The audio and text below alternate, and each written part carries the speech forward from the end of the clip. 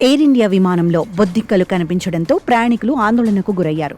అమెరికాలోని San Francisco నుంచి కోల్కతా మీదుగా ముంబైకి వెళుతున్న ఎయిర్ ఇండియా ఫ్లైట్ 180లో ఈ ఘటన చోటు చేసుకుంది.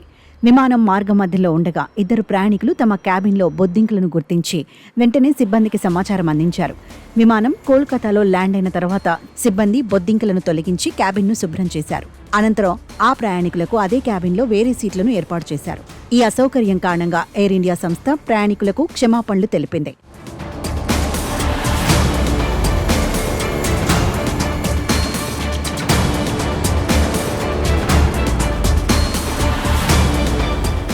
మరోవైపు బెంగళూరు నుంచి కోల్కతాకు వెళుతున్న మరో ఎయిర్ ఇండియా విమానంలో సాంకేతిక సమస్య తలెత్తడంతో ప్రయాణికులు ఆందోళన చెందారు.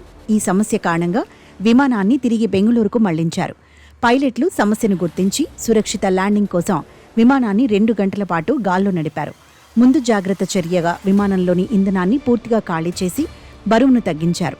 అనంతరం బెంగళూరులోని కెంపెగౌడ అంతర్జాతీయ విమానాశ్రయంలో విమానాన్ని సురక్షితంగా ల్యాండ్ చేశారు. ఈ 2 ఘటనలు ఎయిర్ ఇండియా సేవలపై ప్రయాణికుల్లో అసంతృప్తిని కలిగించాయి.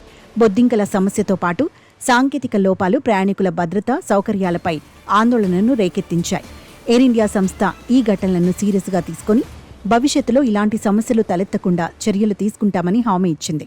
ప్రయాణికుల సౌకర్యం, భద్రత కోసం మరింత జాగ్రత్తలు తీసుకోవాల్సిన అవసరం ఉందని ప్రయాణికులు సూచిస్తున్నారు.